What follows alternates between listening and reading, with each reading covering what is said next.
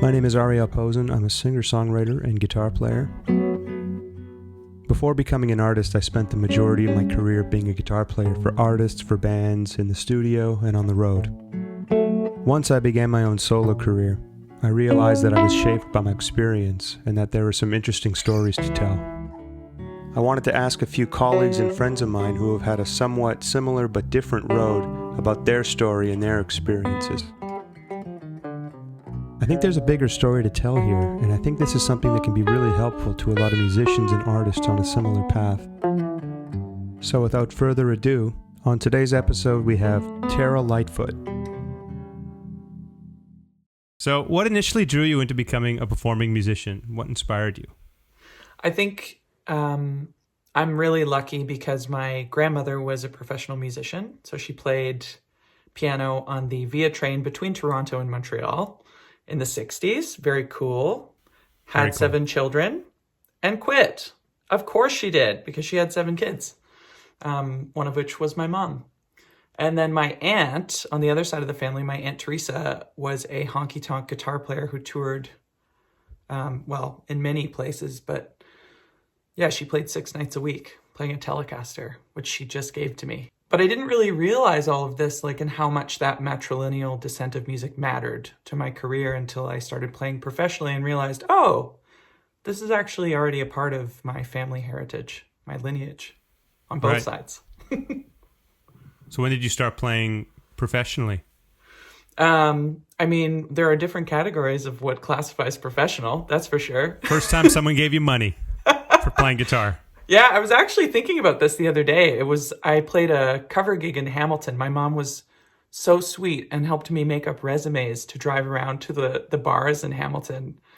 I don't know why we made resumes, because I don't think that was really how you get gigs, but... Well, it's how you get a job. So, in fairness, anything outside of music, that's how you get a job, basically. So I understand it. Yeah. So, she drove me around and I finally got this gig. It was supposed to pay $100. And at the end of the night, the person gave me 75. And I remember I think I must have been 20 years old. And I still don't know how I held my ground, because I'm a really sweet person. But I said, I think it was $100. I think, and I actually did it. Now me probably wouldn't say that if the money was off, or I wouldn't have to, because, we're not settling at the end of the night always. Right. That's pretty impressive. First gig, you're already, hey, you're a little short there. With no contract either. Yeah. That's respectable. Yeah. That's great. Okay, so tell me a bit more about just the kind of gigs you were doing for, once you started doing it, basically, I'm assuming full-time? As just guitar player? It actually took me a really long time to become full-time. I was playing in a country band called the Dinner Bells, which was a Hamilton-centric band, but we played all over Ontario. We got a gig at CMJ, which was big for us. At the time, it was huge. And I was doing my solo stuff. There was a thread of that through everything at that time, but it wasn't my main thing. It wasn't the thing that people came to see. It was the Dinner Bells, and I was one of 4 singers in that band, guitar players. And I was also backing up lots of singer-songwriters, just playing guitar in a duo setting, or playing in it. I remember singing in a cover band. We did, I don't know, maybe 5 gigs when I was 20, and we probably learned 100 songs. Yeah. So many fond memories of playing many smaller gigs with so many people. But I think things sort of switched over to my solo career at 27. That's when I made a record with Gus Van Gogh, and all of a sudden my songs had hooks, and I was,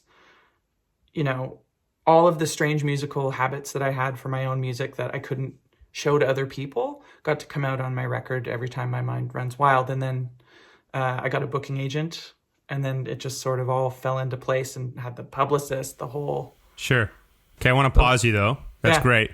I want to know specifically, how did that shift in career direction begin for you? From you going, okay, I'm going to make this first record. whether or not you were thinking this is going to be my thing I do now fully, or if it was just still kind of on the side? Were you motivated? Like, were you self-motivated? Were other parties kind of urging you to do it, or what? Yeah, I mean, it was definitely urging from my management. I'm also lucky to have my parents pushed me toward music rather than taking me away from it, which is amazing. But I'm sure like many people, many musicians, I was a music teacher. I was a guitar teacher and a vocal teacher and a piano teacher for many years. And that kind of felt full-time music to me, even though it wasn't gigging. So I think that's how I sold it to myself, like teach all afternoon, gig at night, come back and do the whole thing again, which is a common story. It's a common thread for everybody. But I think the moment that I knew it was changing was when we had dinner with this producer through connections with friends. Like, I'd met Luke and Melissa from Whitehorse, or the guys in Monster Truck were big, all Hamilton people, obviously. Right. But they kind of brought me and encouraged me and gave me connections, especially with Gus Van Gogh. And I had dinner with him. We decided to do the record, and my management said, we're going to figure out how to pay for this. And I went from being a music teacher / dog walker Awesome. to touring musician, because I literally couldn't. I remember saying to my dog walking clients in April, like, I think I'm going to play festivals all summer and I don't think I'll be back, so I'll call you in September. And September rolled around and I had more tours lined up, and that was it. Like, I couldn't go back even if I tried, And, yeah, and you haven't looked back since, right? Basically, since then, it's been full, like 100% that. Yeah, I mean, I think that like as in you, yeah, doing your thing. I think like there was also a moment, 2 years into playing, where I discovered, okay, I'm not going to have to get a regular job like I had ever again. I don't think. And that was really beautiful to have kind of a solid financial foundation to be able to continue. But I also wanted to tell you, my management made me, I was in 5 or 6 bands at one time, not counting the people that I was backing up on guitar. I had 5 bands, including my own solo project. And my management sat me down and said, we don't know anyone else who wants to manage you because you do too many things.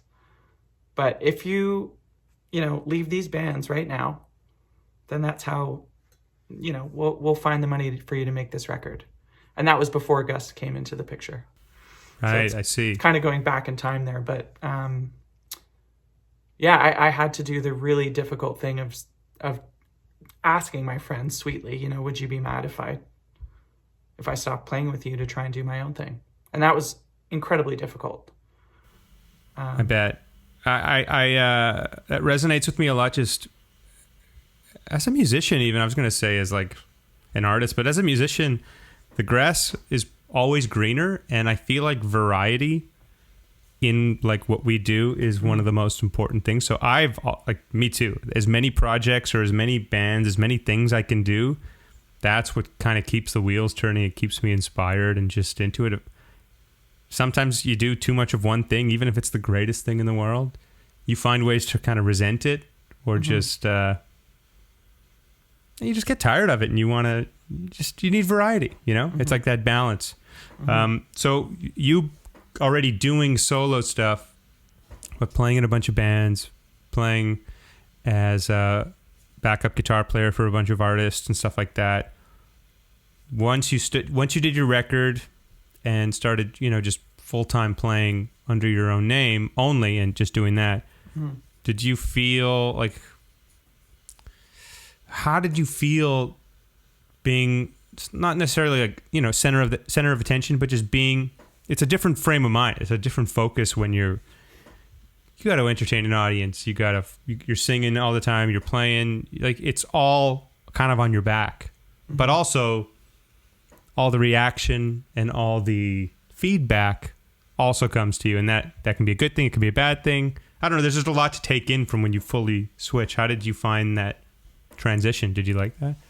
It was difficult. I mean, there were so many reasons. So everything that your band says to any crew or any backstage people, it's on you.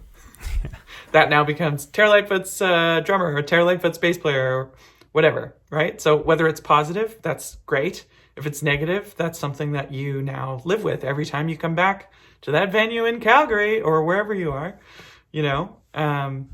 So I found that really kind of pressure filled. We also, as many bands do at the beginning and still do often, we had no TM, no tour manager, and no sound person. So I had to actually realize that me having a solo project meant that in many ways I was the boss.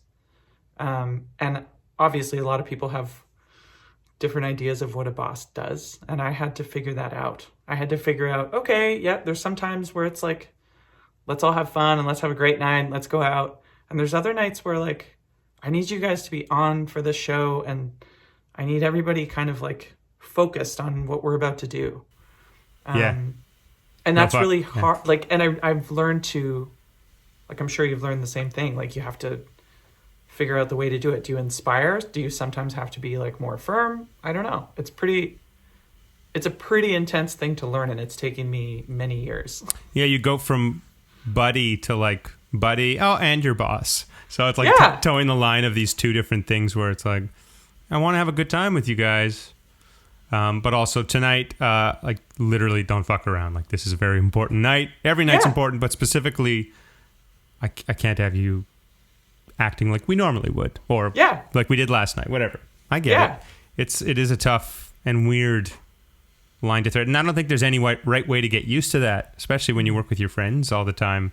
Mm-hmm. And obviously, people you hire that are in your band that you spend 200 days of the year with on the road, they become your friends, of course, and your family. And no matter what, those lines get kind of fuzzy, so to speak.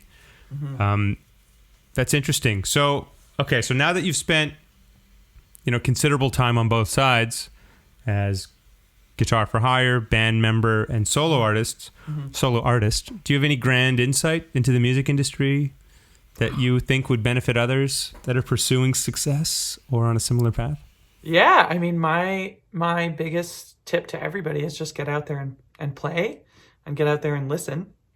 Like going to a show, those have been the most inspiring times. And I feel like, especially once we start touring, we lose the ability to take in as much music as we used to. So if you're at a point where you're not playing all the time, that's great. Go out and go to gigs and listen to other people play, because you might not have as much time to be inspired by others. And like, that's what this is about. Like finding new things that make you want to play differently. Like, it's going to get boring if you can't just expand your playing all the time. Totally. But also I think, the playing is super important. Like, I'm sure we've all done open mics.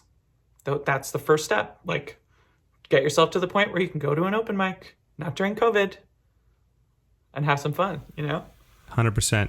Yeah. I tell everybody that whenever I do lessons online and I get anybody that's like between 18, 22-ish years old, especially this last year, that is such a vital time to literally go out every night and, like you said, go to open mics, go to jams, go network, go meet people. And all those kids can't do that right now, which is so crazy. I know. Obviously, the internet's different and there's a lot of networking you can do that way, but it's not the same. It's not real life, Yeah. No, that's great advice. That's great. So these days, how have your work priorities shifted? And what do you think most about when it comes to a project? Ooh. I mean, so I have still continued. Sometimes I'll play guitar for people because I truly love it. So an example was my friend Rita Shirelli was the artist in residence at Folk Alliance, and I was going to be there anyway. So she's like, you want to play guitar for me? I was like, great. We did this amazing duo blues thing. I mean, Rita does her thing, and it's just like, it's like going to church. She's amazing. And she's one of my mentors. So I think when you find a gig like that it's not possible for you to turn down because it's in your heart. Those are the really good ones.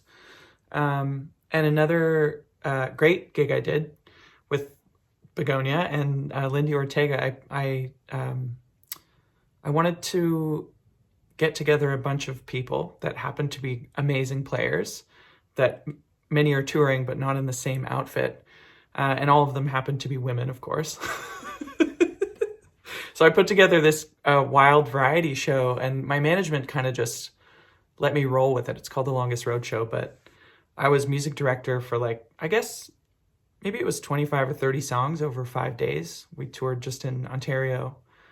That was one of the most exciting musical experiences of my life. I mean, getting to go on the road with a bunch of women who are usually the only woman in the van. Yeah. It was, I mean, of course it was beautiful and inspiring, but it was also like the craziest van talk I have ever heard in my life. It was wild. Wow. Yeah. That was such a great idea. I would have loved to see one of those shows. It was awesome though. Yeah, it was yeah, really beautiful. No, kudos. That's awesome. That's a great idea for a tour. I was going to say one of my plans in the future for Longest Roadshow is to have guest artists who may not be women, and we'll back them up. So maybe I'll call you. Please. Maybe be an the honor. Longest Roadshow will ring you up. Be an honor. Hit me up. No, truly it would be. As an artist, how much of your work would you qualify as innovative? Oh my God, none. Okay, but wait.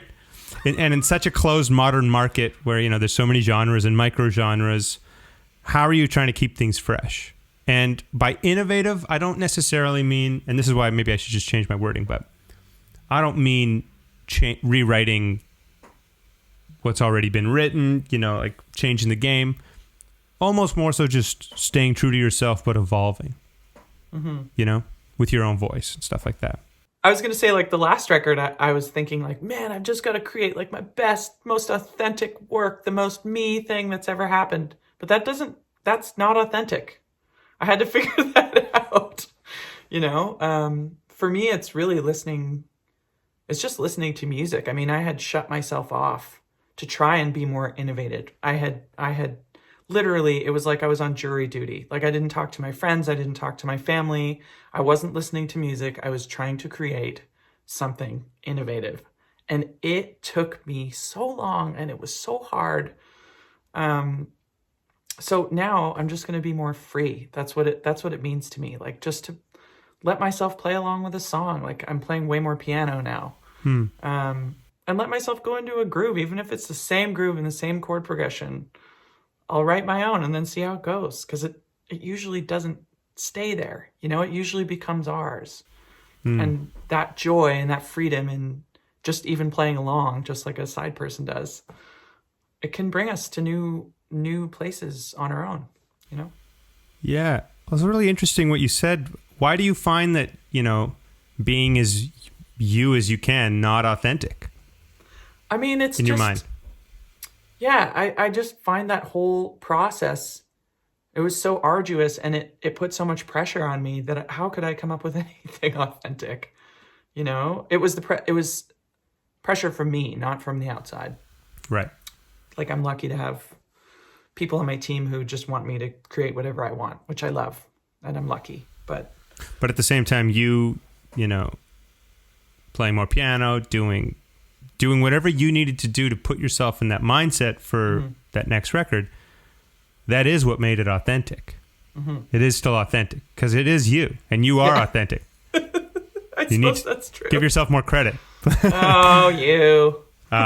So Thanks, yeah, Ariel. I mean, everyone's kind of said, again, it's not about innovating. It's just about everyone's had this answer or mindset of just like, really, it's just about staying true to ourselves and like not chasing down some kind of rabbit hole or trying some new route because that's where the market's going, or that's what's popular. That's what we think we should be doing. Just staying true to whatever you are. I think it's about like allowing.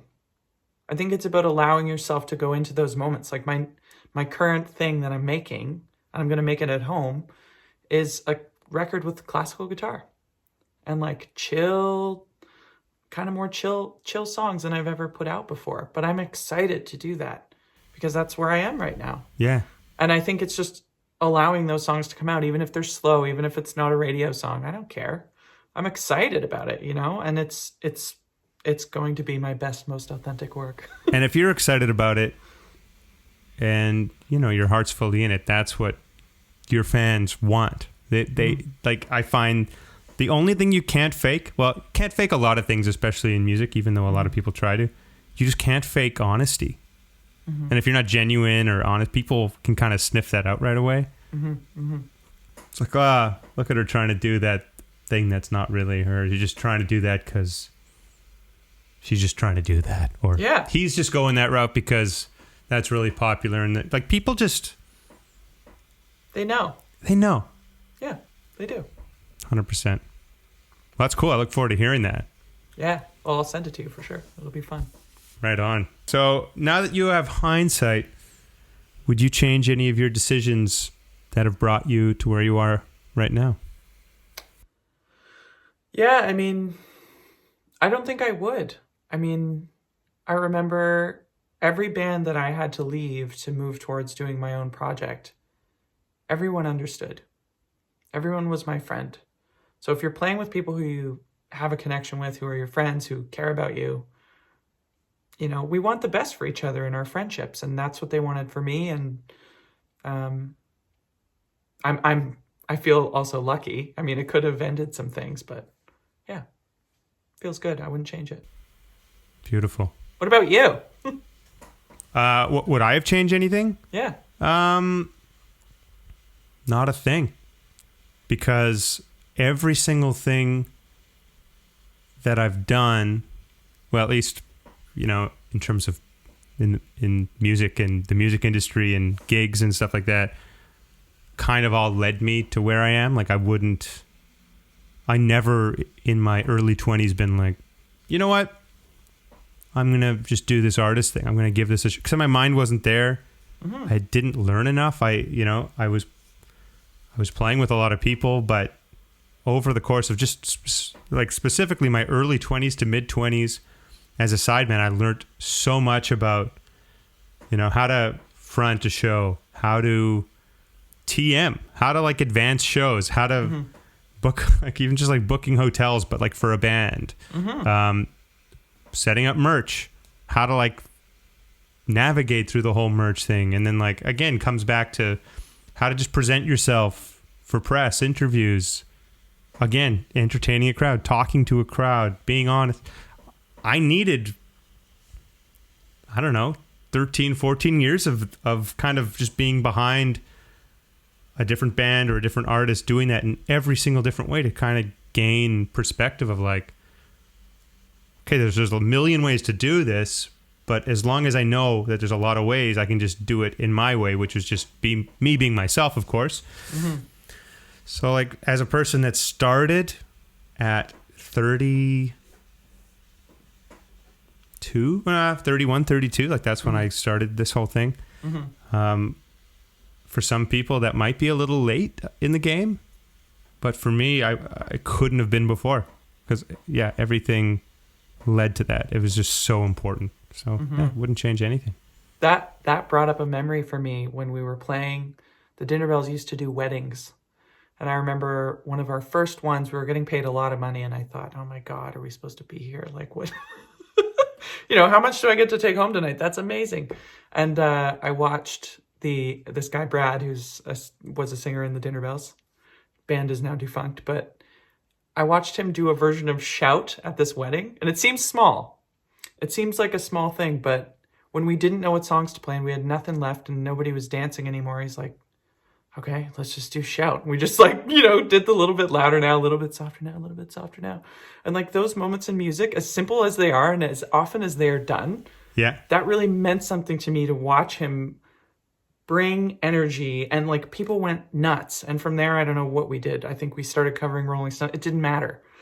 But like those moments in music that you watch someone else create, that's what's so important when we go to our own careers, is the ability to watch other people and see how they're being themselves, and then figure out how to be yourself. Exactly what you're saying. Yeah. 100%. There Sounds it is. like a funny memory, I know, but love that stuff. Yeah.